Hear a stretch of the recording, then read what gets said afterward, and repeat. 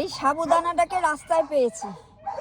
রাস্তায় দেখি একটা পায়ের উপর দিয়ে গাড়ি চলে গেছে, কাটেনি, ভেঙেছে। হ্যাঁ, ল্যাংড়াতে ল্যাংড়াতে কোনায় গিয়ে বসছে, মা নেই। শুনলাম 5টা বাচ্চা হয়েছিল, এটা 4টে মরে গেছে গাড়ি চাপা খেয়ে, আর এই একটা বেঁচে আছে। তাই এই সাবুদানাকে নিয়ে এলাম, পাটা তো ভেঙে গেছে। এই যে সাবুদানা, এই বালতিটায় বসিয়ে ওকে নিয়ে এলাম। আমার কেষ্ট তো বালতি ভেঙে দিয়েছে, তাই জন্য নতুন বালতি কিনতেই হলো 100 টাকা দিয়ে। আর এই সাবুদানাকে সেই বালতিতে বসিয়ে নিয়ে এসছি। এই যে 5 লিটারের বালতির মধ্যে সাবুদানা এঁটে গেছে। সাবুদানা 5 লিটারের বালতিটাই এঁটে গেছে। সাবুদানার কপালে টিপ আছে, দেখি। হ্যাঁ, গায়ে পোকা আছে, কিলকিল করছে পোকা। সাবুদানার গায়ে পোকা কিলকিল করছে। যাই হোক, দেখা যাক। এরকম ছোট ছোট বাচ্চা শেল্টারে আনতে আমার ভালো লাগে না। এদের ছোট ছোট বাচ্চাকে অনেক বেশি টেক কেয়ার করার দরকার পড়ে, কিন্তু শেল্টারে এতটা টেক কেয়ার করা সম্ভব হয় না। তাই জন্য কিন্তু এ বেচারার পাটা ভেঙেছে, এমনি পা ভাঙা, তার মধ্যে রাস্তায় তো আরোই চাপা খেয়ে মরে যাবে। তাই জন্য বাধ্য হয়ে আনতেই হলো সাবুদানাকে।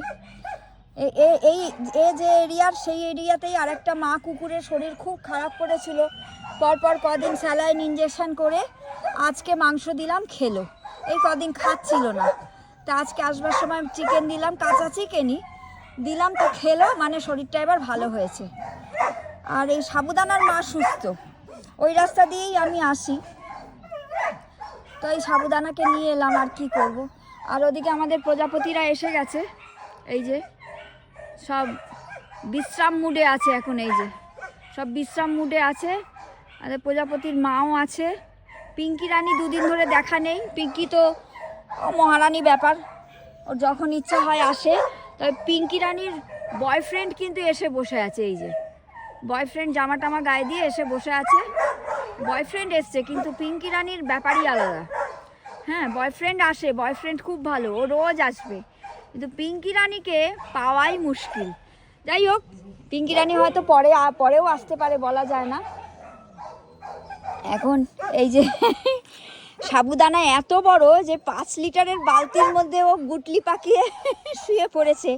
এইটুকু ছোট বালতি, তার মধ্যে ও গুটলি পাকিয়ে শুয়ে পড়েছে। এত বড় সাবুদানা আমার, কি আর বলবো। হ্যাঁ, যাই হোক, প্রে করুন সাবুদানার পাটা ঠিক হয়ে যাক। আর কটা দিন পরে ওকেও কৃমির ওষুধ খাইয়ে দেবো। তারপরে যদি বেঁচে থাকে তো ভালো। সাবুদানাকে তার ফেরত দেওয়া যাবে না, ও শেল্টারেই থাকবে, কারণ পা ঠিক হওয়ার পরে ওর মা ওকে আর নেবে না।